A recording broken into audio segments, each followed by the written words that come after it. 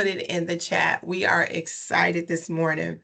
Well, I am Deborah Anthony, and I am your facilitator as well as I'm a business advisor with the EBC. And I am passionate. I am passionate about seeing people's businesses grow, build, excel, scale. And so this is going to be a great Power Pack hour this morning that we are ready to get started. We've given folks a few minutes to join us, get in. Um, and so I want to kick off this morning with just sharing with you a couple of things. You know, if you're a business, it doesn't matter if you're a seasoned business or you're a person that is saying, I'm thinking about a business, I'm considering a business. Everyone must kick off their year in January. You got to kick off your year and you got to think about all the things. Some business planners plan in December, they really set a plan. But if you're a new business, you really are trying to say, well, what are the components I need to make sure that I have a successful year? Well, today we're not going to be able to hit them all. There are six, I don't know if many of you all may know or may not know, it's 6 parts to a business. So when we look at a business at the EBC, we're looking at a whole year, right? But you can only eat an elephant one bite at a time. And so we're just going to look at first quarter. We are not going to try to figure out how to do all of the things, but we're going to look at first quarter this today. And I'm hoping that by the time you finish, as we have the different presenters, you'll be able to develop some goals. You'll look at some perspectives in your marketing and your sales, possibly just kind of take a peek into your website. And let me give you what the 6 parts of a business is. The first part of your business is your leadership. The second part is your marketing and your sales, your product, your overhead, your operation, and your cash flow. And so when you think about a business, those are a lot of components. But you cannot work on all of those components I say pick the top 3 things as you're thinking about your business. As we're going into this session, I want you to pick the top 3 areas that you say, you know what, I really need to focus on my leadership, building a stronger team. Maybe I need to add some people. Or you're thinking about, okay, well, I got my leadership intact, I got the people, but maybe I'm not getting the type of sales response I would like. So I need to focus on my marketing and sales.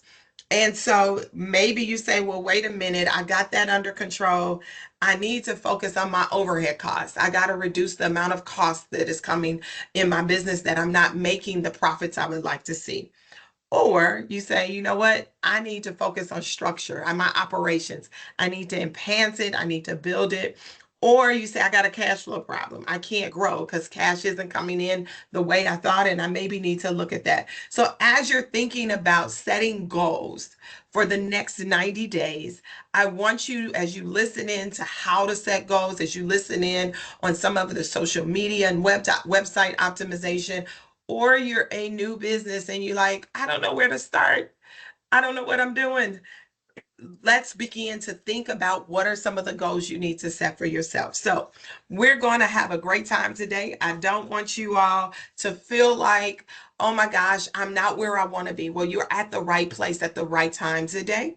And so what I would like everyone to do, if you're just joining us, feel free to put your business in the chat. Feel free to put questions in the chat. And so I'm going to kick off. And so let's get started with our day. So for those of you all that may know or may not know, we are the EBC at Joliet Junior College. And I just want to give you a top line of just, we have a no-cost hub for small business services, relevant technical training, and critical support. And so our mission, what we are passionate about, every last one of us, is to ensure that there is a level playing field for underserved businesses. So if you have found us and you're like, you have been helped by the EBC. I know we got some businesses on here that have some great testimonials that we have been able to help them and see them grow and really be a great support. As we look at the next slide, one of the things I want to make sure that you know is that we help people have success.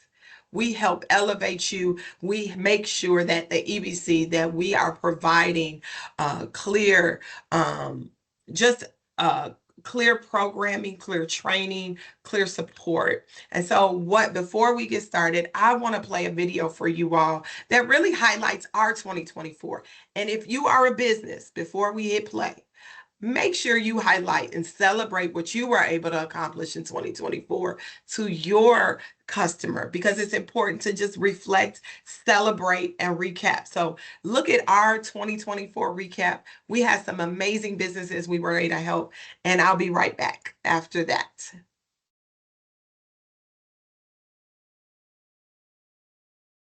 If you can turn on the volume.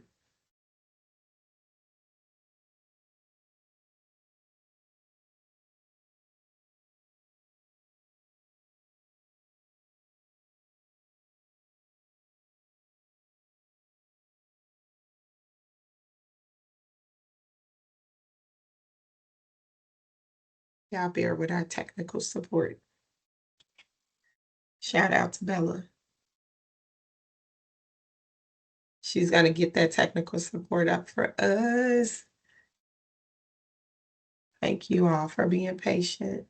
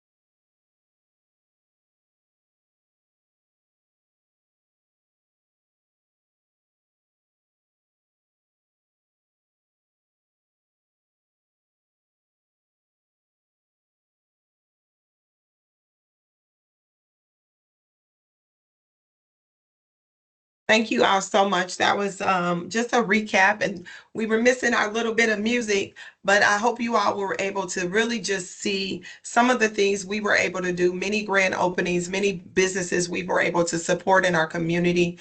And so this is a part of what we do at the EBC. It was an amazing year to really see how we were able to make a maximum impact on businesses locally as well as within our community. And so let me set the stage for today. I'm very, very excited about each person that is presenting. We're going to be talking about goal setting, and this is a way for you to take and look at. If I hope you got your pen and paper ready to set some goals. So get ready to do a little bit of work on your business. And we're going to have social media wisdom. Some of you all have put in by popular demand to say, wait a minute, I don't know what I'm doing to get the right amount of followers and really target the right people for my business. And then just some basic tips to really help you optimize your website, to really make your website work for you. And then for those of you all that may say, you know what, I'm just getting started, we're going to give you the highlight of the day. Our professor, Mr. Jeff, he is going to come through and close us with just the good, the bad, and the ugly of starting a business. And I know many of you have your business started, but it's always good to get a refresher on the why behind you started that business and the why that's going to keep you going. So with that, without further ado, I want to toss it over to my partner in crime, the person that gets me excited every single single day when I come in here. She is spicy. Fatina, she's gonna help you out. I hope y'all ready to work and be told how to get motivated to really set some goals. I would have to say she specializes in keeping this whole group going. Okay, so we love her dearly, and I want to toss it over to her and just let her dive into just setting some goals. You all enjoy, get your coffee. Please put in the chat if you have any questions, and I will see you back as soon as she is finished getting us kicked off this morning. Good morning. Thank you, Deborah. Bella, hold it on that slide. I feel like I need to do some jumping jacks, maybe some squats. Sitting down is just not enough. Small business. It is such a big thing with the word small in front of it, and it almost doesn't make any sense. Well, I want to tell you, my passion for small business truly comes from my mom. When my mom and dad came to the United States in the 80s, early 80s, my mom was already 27 years old and had 4 little children to raise. And yet somehow, over the course of the next 10, 20 years, she became an entrepreneur. And I learned a lot from that entrepreneur, who I'm blessed to call mom. And I remember that one of the things that I used to see around the house was this saying that my mom had put up that says, success is the progressive realization of worthwhile, predetermined personal goals. What does that mean to us? It means that success is personal. It is your own definition of what success means, and it is worthwhile to you. But how do we know whether or not we are successful if we have not established what our personal goals are? And for that, I want to say that's what we want to focus on right now, is understanding what our goals look like so that as we achieve success, we can feel a sense of accomplishment. Because guess what? Success is not final. It's not final. It's not permanent. It's an evolution. It's progress. And I want us to all keep that in mind as we work towards the next steps. So let's ask this question. Bella, let's see the next slide. What type of entrepreneur are you? We at the EBC, we get to talk to all kinds of entrepreneurs and people, and I've broken them down into 3 categories, and you know which one you are. There's the planners, the dreamers, and the do-it-nowers. And the way that I define the planners are the ones who have been planning their business for a really long time. They may even have it written down. They may have a complete business plan. They may have multiple versions of this business plan, but they haven't taken any steps to take action on these plans. Let's talk about the next kind of entrepreneur, the dreamers. These are people who know in their heart they are meant to own their own business. They have good ideas. They may have the big idea, but they haven't quite translated it into any kind of action or plan. And then if we could go ahead and reshare that screen, Bella. That third type of entrepreneur is the do-it-nower. And the do-it-nower is the person who kind of skips the planning, didn't really stop to think about their dream. They just saw an opportunity and they did it. Okay, and those people kind of put their head down and just work. They open a business or they get started selling products, and they really only look up and say, oh man, I need help because something is not working. Are you a planner, a dreamer, or a do-it-nower? The one thing that all 3 of these types of entrepreneurs have in common is that they can all benefit from setting some business goals. So I'm going to ask, regardless of what type of entrepreneur you are, and I see some dreamers in the chat. Yes, yes, indeed. I want you to connect that with what we're going to do next, which is our 2025 one-page business. No, hold up. It's an accountability plan. Okay, and this accountability plan is designed to be 1 page. We're going to step away from the full 13 to 20-page business plan of all the details and the competitive analysis. We're just going to talk about how we're going to shape our daily existence in the coming year. That is broken down into 5 categories. And let's go ahead and imagine this is on one page. And what you see on the screen, that's the first thing you're going to do. Let's look at your major focus.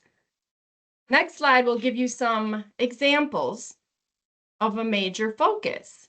Now, prior to being a business advisor here, I was a commercial real estate broker, and my major focus in my first year was building a database. And I said, no matter what happens or whether I get any deals, I want to have 1,000 people, 1,000 properties in my database. Think about what that focus is for you. I've put up some examples that I think are terrific examples for small business. Maybe your focus is becoming a leader in the community. Maybe your major focus is to grow your online following and engagement. I know we have some small businesses whose major focus is to expand into offering another product or service. But you have to have one major focus. After your major focus, then we're going to look at your values. And I want this to be a version of how you define your truth. Meaning, if I put this value down, that is a representation of not only how I plan to do business, but who I want to do business with. In this case, a value could be a process. I value having an organized system towards doing business. And I want to work with people who appreciate that. What about cooperation? A value could be to be cooperative with other small business owners in order to grow a collaborative network. These values will define how you run your business. And you can have anywhere from 5 to 10, but I encourage you to keep the list honest and then refer to it and stick to it. So after you've defined your values, then I want you to think of that one burning desire, that one goal that no matter what else happens, you absolutely need to make this happen. My burning desire when I was in real estate was to earn enough the first year to cover my business expenses. I wanted to have my license paid for, my travel expenses paid for, the new notebook I bought to take my notes. You know, it was a doable goal. So what is your burning desire? Do you want to become known as the candle making lady in town? Do you want to be known as the best hair salon in town? Okay. Or maybe your burning desire is to be a keynote speaker at a national conference. Depending on your industry, it can be anything that you're passionate about that is a doable, reasonable goal, because you want to be able to achieve this one goal. This is the one goal that you want. Okay, so you have your burning desire. No matter what happens, that's the prize, okay? Then we want to set milestones or goals that are also attainable that you can hold yourself accountable to. Remember, this is an accountability plan. This is the page that you refer back to make sure you're doing what you said you would do. For example, if you're a small business and you have a website and you've started to collect emails from your customers or clients, but you've not used email newsletter marketing tool, then sending your first newsletter by the end of March is an excellent goal. It gives you enough time. You've got 3 months to prepare it. What about gaining followers? Okay, 1 new follower a week, I think that's doable. You could do that without any advertising, especially when we get to the social media tips later in the presentation. If you're looking to grow your network, you want to get to know other business owners, try attending 1 networking event a month. So these golden milestones, this list can be as short or long as you want it, but you need to hold yourself accountable. These are actual things that you can check off a list. So I encourage you, if you're putting a goal down, include the date. But the one thing you want to do is test any of the new ideas that come that you'd like to add as a goal. Weigh that against your major focus and make sure you're still on point, right? The name of the game here is to stay focused. Now, as you work towards those goals and milestones that might be happening monthly, quarterly, or later in the year, how do you get to those points, right? They're not going to just happen arbitrarily. There are daily things that you can be doing to help ensure that you're meeting those goals. And you'll see a lot of benefits to other areas of your business in the meantime. So I see that we have a poll that we're running about, what you need to jumpstart for your goal planning. I think that's a great thing to know. So while you look at that, think about what are some things you can do every day. I love my notebook, ladies and gentlemen. I have probably 3 of them, and they're kind of categorized, but I start my day with a list. And I know people who don't write things down. I won't name names, but one of them works here in the office right over there. If you don't write things down, they're less likely to happen. You're more likely to forget them. So one simple action you can do every day is write down what you need to do that day. It could be 3 things. It could be 6. And whatever you don't get done, roll it over to the next day. Here's a great idea. Let's go 1, 2, 3, 4 bullet points down. It says, voice record ideas for social media posts. Are you ever driving, listening to your favorite song, and you have a really good idea for a social media post? You can't sit there and write it or type it. I would grab the phone, voice record the idea so that later on at the end of the day, you can go back and translate that into an actual post. Think about it. I would just pick 4 to 6 things you can do every day. We want to be realistic, especially for you dreamers out there. I want you to be realistic in what you can accomplish each day. You can stretch by doing it really, really well. Okay. Yeah, Brian knew that I was talking about him, and he's defending himself in the chat. So what I also would encourage you is on Sunday or whatever's the wrap up to your day, reflect on the week, think about what went well and what did not. Now, for everyone who is registered for this event today, you will be receiving a copy of a template for this one-page accountability plan. And I encourage you to use it, and you're welcome to bounce it back towards me for some feedback. We talked about social media, and that leads us very nicely into the next portion of our presentation. But I'm going to kick it back to Deborah to introduce our next speaker. All right. Thank you, Fatina. I think you gave us some good tips that we really need to ascribe to, because I think one of the things that sometimes we're thinking so wide or so big that we don't do anything. Anybody got overwhelmed and said, you know what? I thought I set a goal, but I really just had it in my head and I never wrote it down. So thank you so much for sharing that. That is one big takeaway is just really beginning to get actionable items written down. I mean, just write it down. I think that that's a big step. And then that accountability is one of the key things that I know we all could use, is holding ourselves accountable. And that last tip that I really like is that when you're driving and you got your favorite song, doing a voice memo, because you're driving, and sometimes when we're driving, those are some of the best times to your brain is kind of rattling off. So just do that voice memo. So without further ado, I want to introduce you to you all, Kylie Reagan. One of the things that I love about this woman, she is an entrepreneur at heart.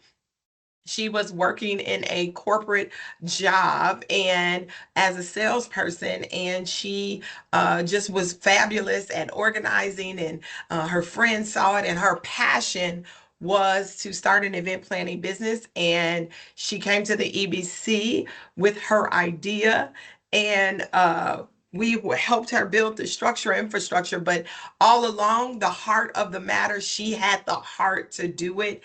And she took to social media with her event planning business, launched it.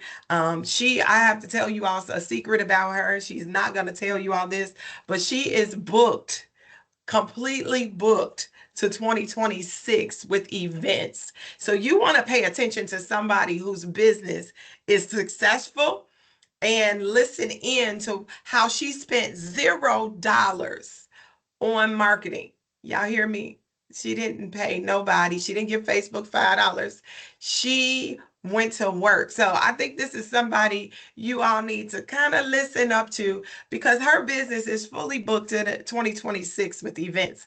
Y'all, it just started 2025. I just want to throw that out there. So without further ado, the fabulous, and we call what she's doing right now, we're sharing with you all, called a side hustle. Y'all know what a side hustle is? When your primary business is doing well and another business is birthed out of your main business, which is now she's able to help people in social media and businesses. And so we are excited at the EBC, not to just help her with one business, but help push her forward on her next endeavor of helping people figure out how to work social media. So without further ado, Kylie, we love you over here at the EBC.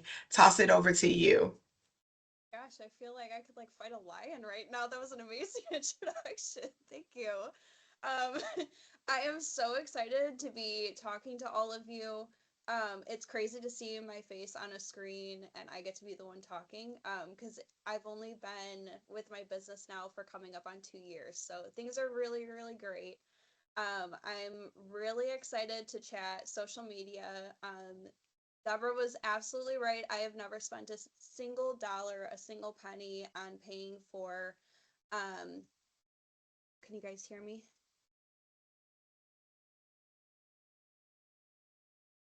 If Okay. if you're Okay. able to turn your volume up a little bit, Let's see. or you're gonna have to talk a little louder, All maybe. right. I'll shout at you all. So I'm really excited to chat with you guys. Things have been crazy with, you know, the way you used to get out there and make yourself credible was you had a LinkedIn, you'd go to networking events, and you'd have word of mouth referrals, which is all great. All of those things are great. However, we have a new tool to use, which is amazing. It's social media. Some of you may love it, some of you may hate it. I know some of you who don't use it yet. Keyword yet. But we're going to chat through kind of some of those goals you should be setting for yourself for 2025. It shouldn't just be, I want to make this much money. I want to set myself up for that. Those things are great, but let's include social media from the start of this year and let's see where you're at the end of this year. All right. So let's get started. So when you set those goals, it's kind of broken down into a couple different parts. It makes it like Deborah said, eat an elephant one bite at a time. Let's tear apart social media kind of one step at a time. So the first one is going to be, how often do you want to post? How often are you posting now? Just kind of get an idea of where you're at and where you want to be. Um, like I said, social media kind of gives you an extra credibility when you become a business. Most people are going to go to your website, which is great. Next thing they're going to do is go to your social media. If you don't post often, it kind of makes you look a little sketchy sometimes.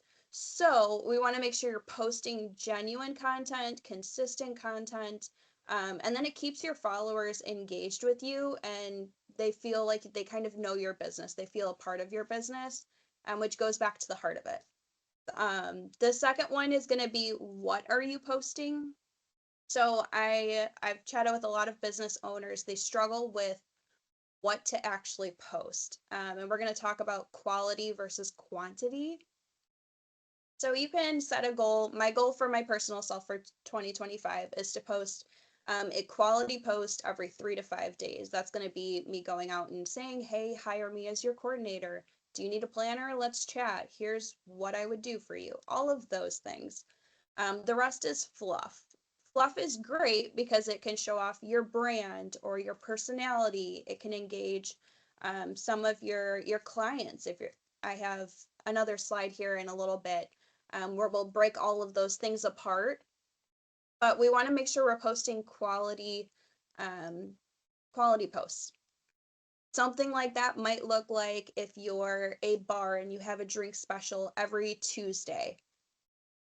What are we posting about? Are we posting the price? Are we tagging your location? Are we trying to get across that, your favorite bartender is going to be there that night? What are we posting and why are we posting it? Number 3 is going to be, when are you posting? You want to know your peak times of engagement.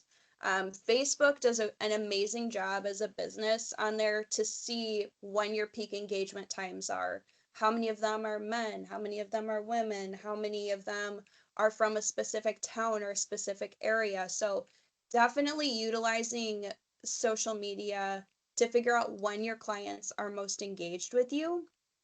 Once you tackle a little piece, you get an idea of when you should post. You might not have to post every 3 days. Maybe it's more like 5 days. Just getting an idea of where you're at currently, and sometimes just changing that when. Your post might be great now, but changing that when you're posting is going to get you the clientele you really want. All right, and we can go ahead next to number 4, which goes right into who we're trying to reach. So is your target audience following you, or are you waiting to get lucky?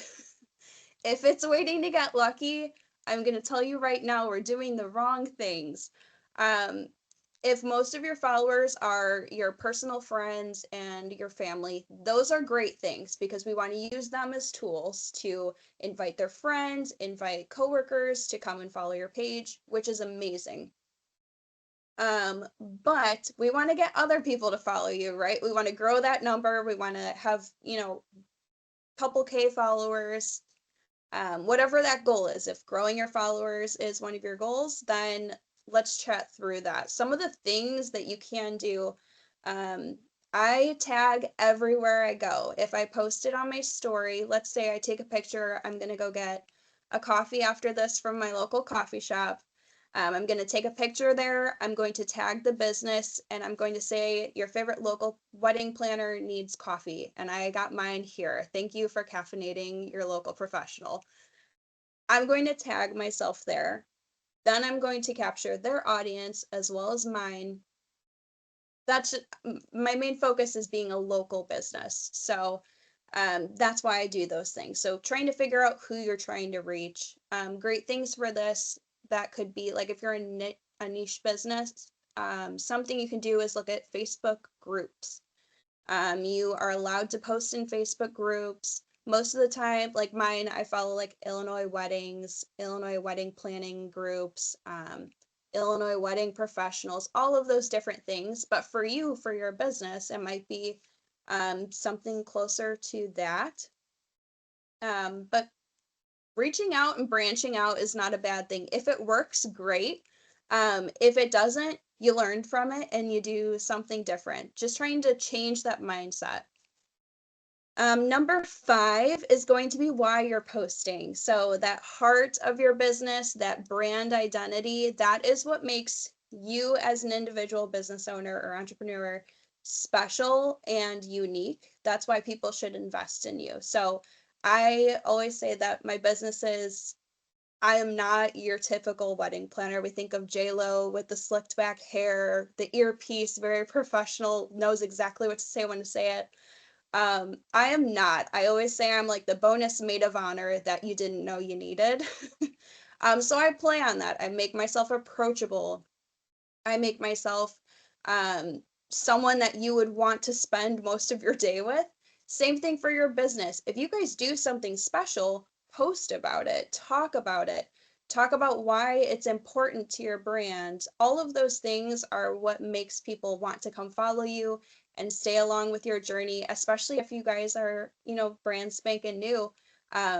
People want to invest their time in looking at you, just like they want to scroll and see some of your fun posts. So if we go to the next page, I can show you some of the things that I've done. So like I said, things that you can do are post about holidays, but be realistic about it. I wanted to post on New Year's Eve and I wanted to post on New Year's Day. My biggest and busiest time of year is engagement season. It starts from Halloween all the way through Valentine's Day, which we love it. That's when I get very busy. I do a lot of office work that time. I'm chatting with a lot of new clients. but I'm realistic about who is actually going to read my posts and what time they're posted. So you'll see the first post was posted on December 31st at 3 o'clock in the afternoon. Weird time, but I know everyone's either getting ready for going out on New Year's Eve, they're prepping. Um, most people took a half day at work, so they've had a couple hours to clean things up, prep dinner, all of those good things.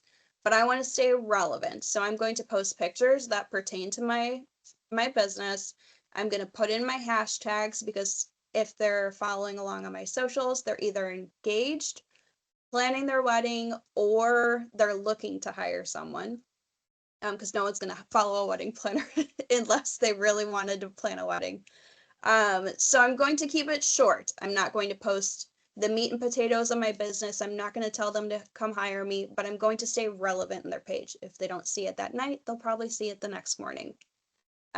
In that flip side, I'm also going to post on January 1st. I'm going to say, hey, everyone sets new goals for themselves. Everyone says, okay, the holidays are over. Let's get ready for 2025. So that's when I can bring in the meat and potatoes of my business. Come hire me, get excited. I'm going to make it not as, straight and to the point, but I am going to make sure to put in there, reach out. This is what I'm doing, and add a picture of myself. Adds my face to the brand, to the business, makes me look more approachable. The great thing about engagement season is lots of office work, lots of new clients, but the downside is it's not so much content related for me, because most of the weddings don't start, like my wedding season won't start until February 15th. So things I am doing, I'm having expos. I'm going to post about those expos. I don't need to add my hashtags. I don't need to, tag a location, because in the event, I'm going to reshare that. I'm going to chat about it. Other tools you can be using. So let's say we're brand new. All of this was overwhelming and you're like, Kylie, my head is exploding with all of this. Things you should be using that will give you like a good basic understanding of all of it. All of them have introductions. All of them will show you how to use them.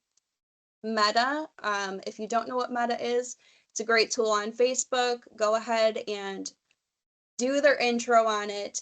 I use this, I call it Monday CEO Days. I take all of my content, I put it together on Monday, and I plan my content for the entire week through Meta Scheduler, which has been amazing and a time saver for me.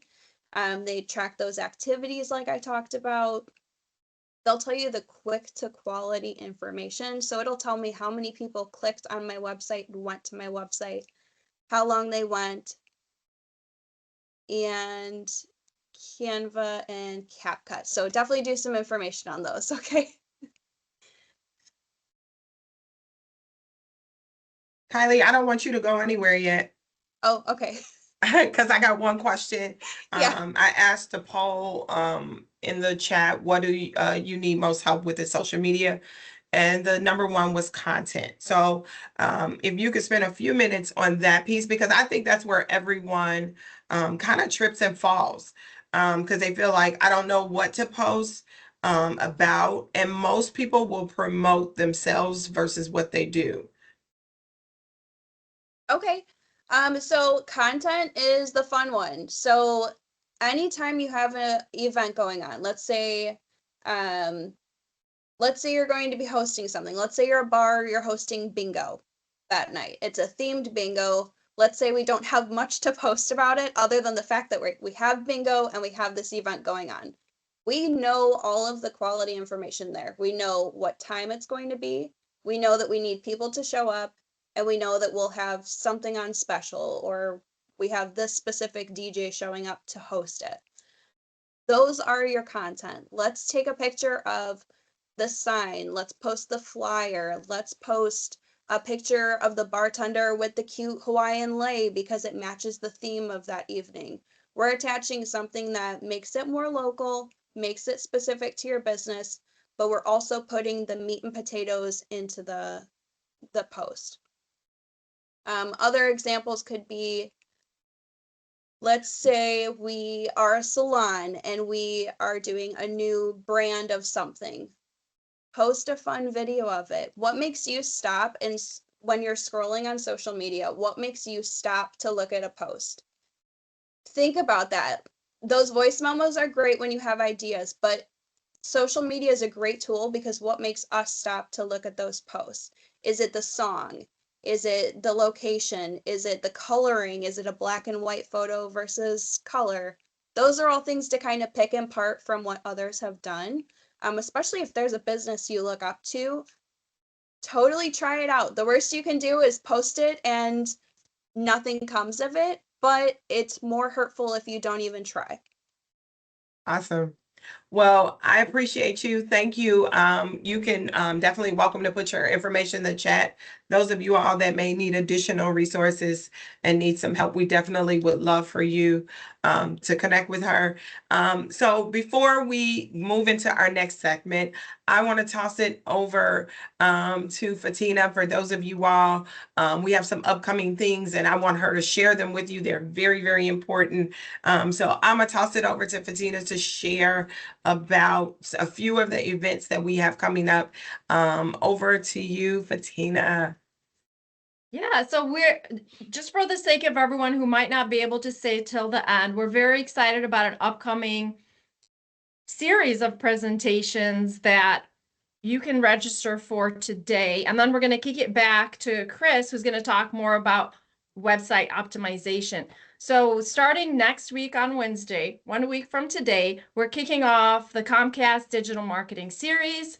We have Comcast in there because we received a grant which allows us to provide this to the community. It's a partnership between the EBC, the college, and Comcast. And what we've decided to do with our funding is create a series of classes that will help you learn how to take charge of your brand, turn followers into customers. That's going to take the shape of 6 classes, and we've divided them into level 1 and level 2. So level 1, hold that thought for a second, Bella. Level 1 will get you an overview of what you should know for marketing, and this class will be taught by a college professor who is also a marketing consultant. And then we'll move into an expanded version of what Chris will share with you. All in all, this program is designed so that you can take all 6 classes at no cost to you, or you can choose the topics that are relevant that you need a little bit more help with. And Bella's going to go ahead and drop a link in the chat to allow you to go ahead and register today. You're welcome to do a little bit more research about it, but we would love to have you. That kicks off next week. If you can't make it to the first class, that is okay. There's 5 more to go, and we will be recording these sessions, so feel free to register at the least so that you can get a copy of the recording after the class. Thank you. And with that, we're going to ease right back into a very important digital marketing topic hosted by our very own Chris Griffin. Chris, there you are. Perfect. Thank you for having me. All right, so my name is Christina. I've been working with the EBC for a little over a year now, and even back before then, like if we go backwards, I've been working as a freelancer, and usually my meat and potatoes and what I do is that I teach others how to use their websites. But while I was in college, like a lot of what I learned about was how to make your website relevant, how to make your website actually show up whenever you search for it. So a good chunk of what I want to talk about today is optimization and what that actually means. So optimization is improving your search results so that you aren't screaming into a digital void. When you when your website is now public and it's online, you want to make sure that you're actually being seen when people are searching for you or searching for keywords that relate to your business. You want to make sure that you're popping up and that you're actually coming in and they actually know about you. And the other part of optimization is making sure that your site is effective and pleasant for your visitors. When people go to your website, Is it enjoyable to visit? Are there any broken things? You want to make sure that that experience is something that they enjoy, and if they need more information about you or they need to contact you, they know exactly where to go to find you. So let's talk about the technical side of optimization. But actually, I even want to go backwards. So a good chunk of this is making sure that you're actually found on a search engine. What does that mean? The biggest one that we all know about, right? It's part of what we know is Google. If you don't know anything, you Google it. So how does Google actually work? The way it's set up is that it's an auction.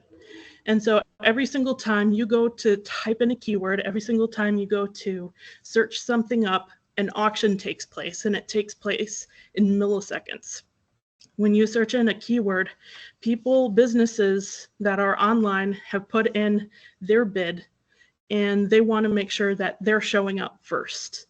And so within those milliseconds, Google is taking all of this information, rapid fire pace, and now they spit out what they think is going to be the most relevant to the audience. And so we want to make sure that we have everything set up in such a way so that you can be part of the people that actually, your business can be part of what actually pops up first. And so these are some of the things that Google takes into account when they run that auction, when they run that query, when someone goes to search something up, they're taking all of this information at a rapid fire pace. And then the result of the search is the result of the auction.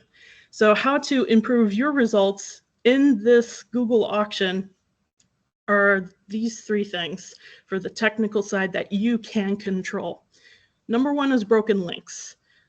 People don't think about this, or maybe you've had a website for a while, or maybe you've even gone to a website and they have a broken link. You go to click on it, it's 404 error page. There's, sorry, we can't send you to the website that you clicked on.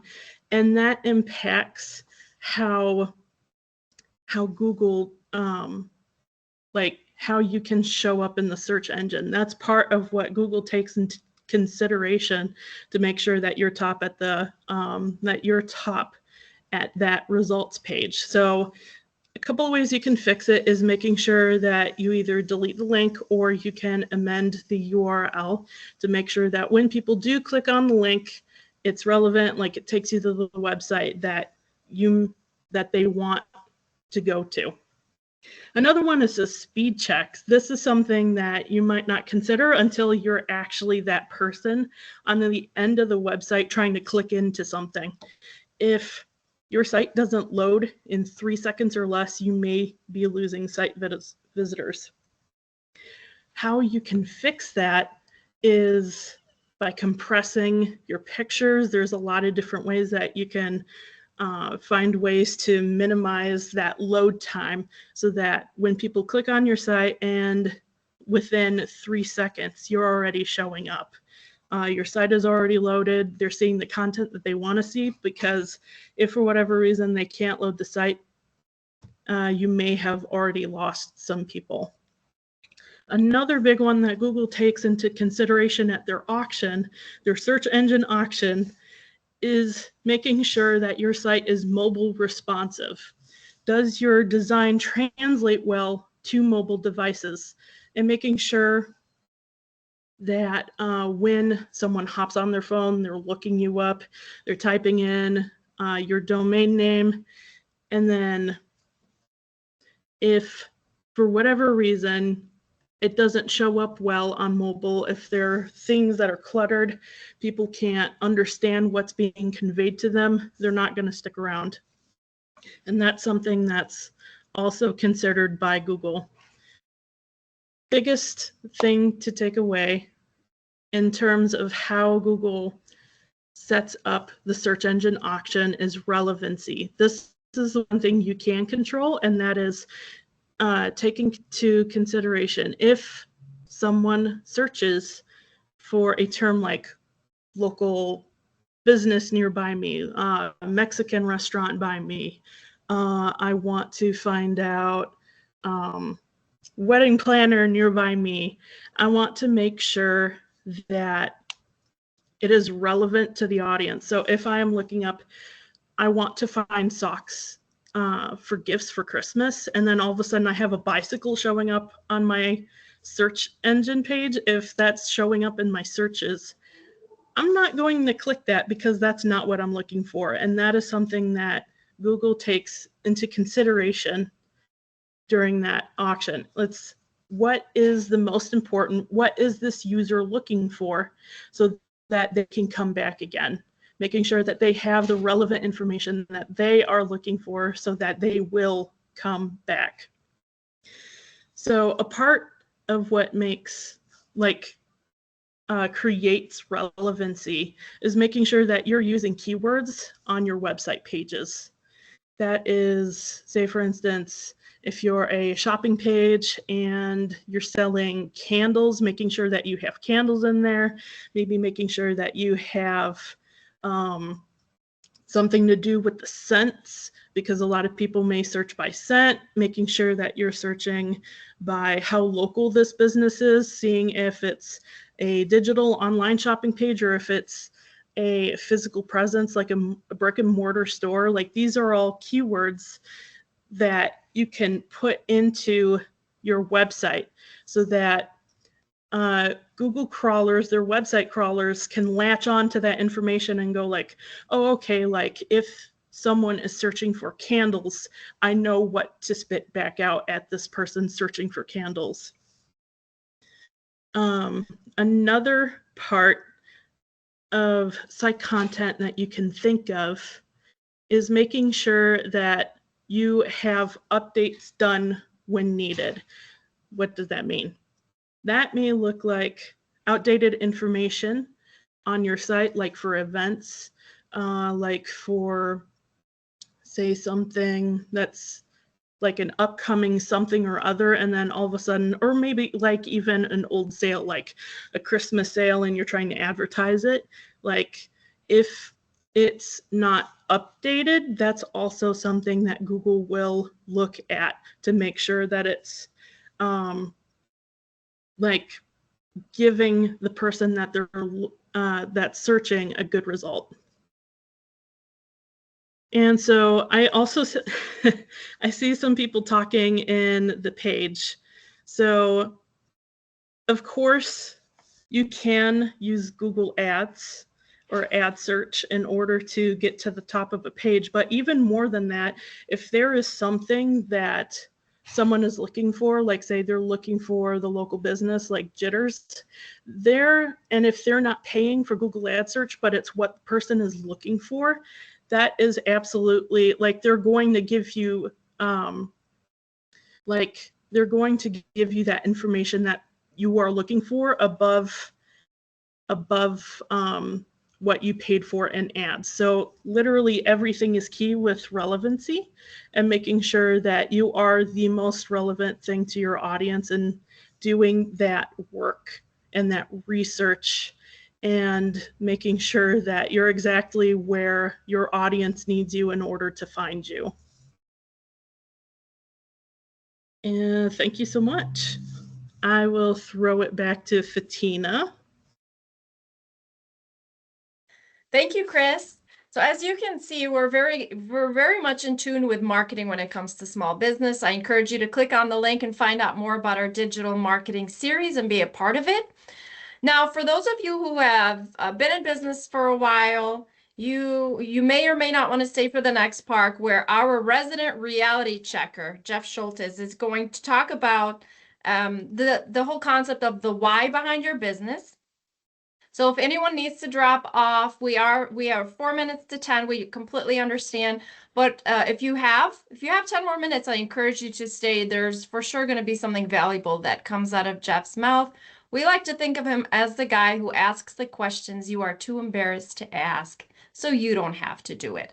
And with that, I'm going to hand over the mic to Jeff Schultes to walk us through the basics of the why behind starting a business. Well, thank you, Fatina. They have that. First of all, I wish I looked that good in a suit every day, and I should have worn it, I guess. But they had me down as professor, business owner, and reality checker. And I can tell you that when I was a young man, my dream was not to be a professor or a business owner, a reality checker maybe. So let's talk a little bit about how I ended up in this business owner seat as we go to the next page. Um, Understanding your why is critical in starting a business. Now, I was blessed in that my why came about as a more of a small weapon to my head, because I was working in a company, an engineering firm, and I was doing energy consulting work there within the firm. And it was a time in a couple of decades ago when the world was not in good shape, and there was a lot of layoffs going on in our company. And we did not get laid off, myself and my business partner, who ran this little consulting business inside the engineering firm, but we began to get nervous. So at some point, we decided to jump rather than get pushed. So that was our why. Now, why are you starting your business? Sometimes people, they have a bad day or a series of bad days, and they're like, I don't like my boss. I don't like this job. I'm getting out of here. I'm going to start my own business. The only problem with that is your new boss, which is going to be you may or may not like, because every morning you got to get up and look in the mirror and say, okay, what do we got to do today to make this thing useful, to make this thing work? And so, do you know what's driving you? Is this something you, as some people say, passionate about, or is this something you really like putting effort into? Because starting your business is very exciting. There's nothing more fun than you get your LLC, your S corp, or get your business form. You got your name, you're getting everything set up. And this day and age, it's even more fun because you're building a website, you're getting your social media all ready to go, and now you open the doors and like, here I am, world, come on and buy stuff from me. And then the cricket noises start, and nobody comes and buys anything. So do you know what you're doing, and have a good reason to take that risk of ownership before you launch? So that's a good start. Now, as we move on to the next slide, there are a lot of challenges. And that first one sort of relates to the one I just mentioned, that pressure to perform. Because as exciting as it is to start that business, you need to bring in income every single day. Because depending on where you are in your life now, if you're a very young person, you don't have any debt, you don't have a mortgage, you don't have anybody who needs you to rely, they're not relying on you for income, well, you can take a lot more chances. But if you're at a point in your life where you need income every single day, which most of us do, how can I make this happen in this small business? And that pressure to perform is something that A, drives you, but B, is something you may not have when you're working for someone else. Days when you're not having a great day and you're working in another organization and that check's going to come every 2 weeks, that takes a lot of the pressure off. But when you're your own boss, you got a pressure to perform, and others are relying on you as well. The next part is something, again, it didn't really exist as much when I started mine 22 years ago, is that managing your public image. Now, I can also tell you I made a lot of mistakes in that area. So once you've decided to do this, you're kind of in the public forum. So now you need to manage a lot of things, your network, and now social media, as Kylie was so eloquently talked about. Once you're out there, now you've got to manage that public image. Now you have the responsibility for you and your employees or anybody else you work with to make sure that you, as the face of the company or one of the faces of the company, are showing up in a positive light literally all the time. So you can't be in a position where you're embarrassing yourself or embarrassing your new company because you post something on social media that's going to embarrass you or others. And in my case, one of the mistakes I made early on, and really for quite some time in quote my public image, was that I was so wrapped up in running my business and working every day that I didn't think about becoming more public, going and joining the local chamber of commerce, networking more to grow my business. I was so focused on the business that I had sort of brought with me from the engineering firm that I didn't reach out and really enhance my public image. I'm not active on social media. I wasn't out networking like I should have. So those are things I've learned over time. And the opportunity you have here in working with the EBC and all of these other talented people who know how to do these things and have done these things is a great opportunity, and I encourage you to take advantage of it. And then the next one, stretching of your skills. Now, I had a degree in engineering. I worked at a utility. When I sold at the utility, it was a monopoly. Everything got sold. It was great. I was one of the best marketers ever. But now that I'm on my own business, I don't know how to do accounting, so I had to learn QuickBooks. I didn't know how to do really sales because I worked for a monopoly. So now I got to learn new things. I have to polish my skills and stretch my skills to learn new things because now you're doing things you didn't do when you were just working for someone else. You need to develop new skills. The beautiful thing is that now I'll take my professor hat on now. You can take classes here at JJC. We have community and continuing education classes at JJC. They're just short-term things. You can learn to do QuickBooks. You can learn to do Microsoft Office and other things. You can learn Canva. So there's a lot of ways to stretch your skills now that didn't exist just a few years ago. So continue to stretch yourself. And then some of these basics of running a business for those who are looking to start one, and even people who have one already, that doesn't mean that you've actually mastered these yet. Number one, I'm going to start at the bottom first, have a written plan.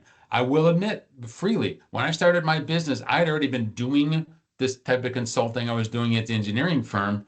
So I did not have a written plan. I just launched. Woof, off I went.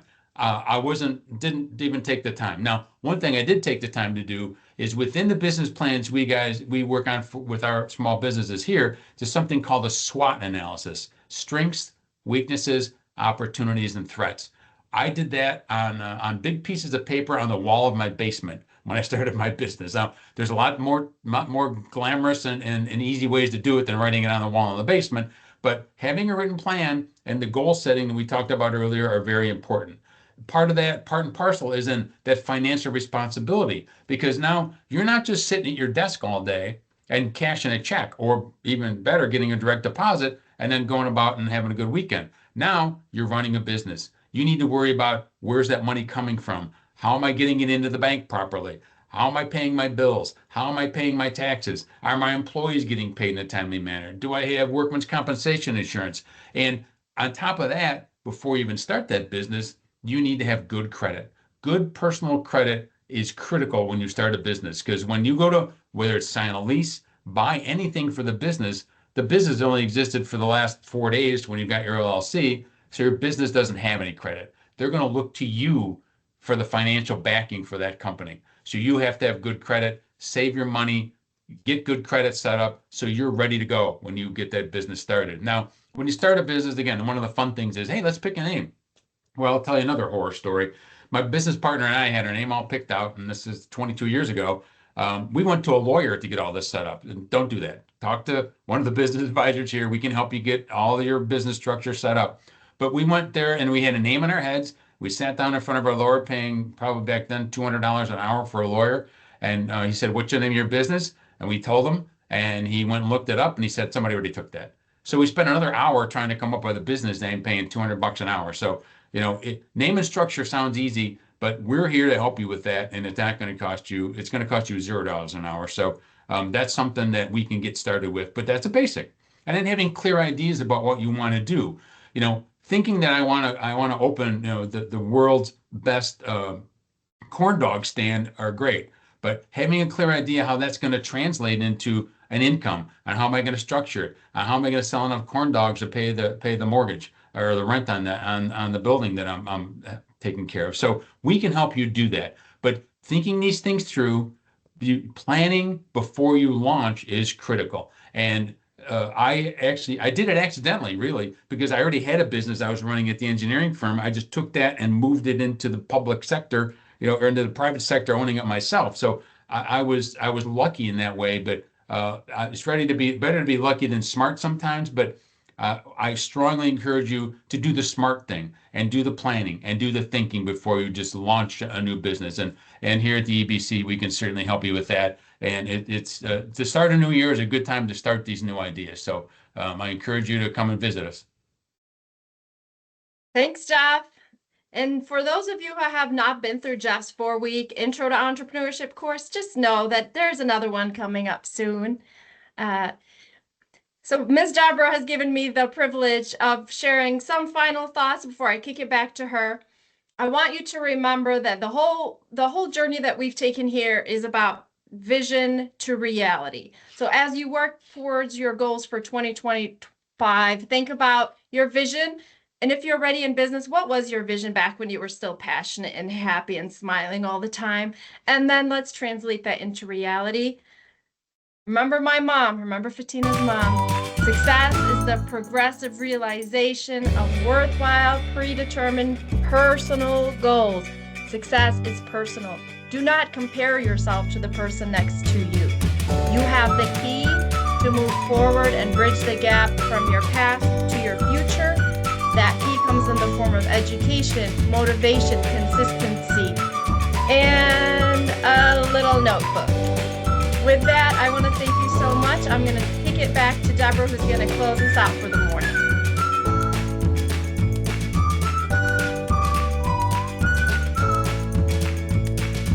Deborah, you're on mute. Thank you so much to all the presenters. But Bella, if you could stop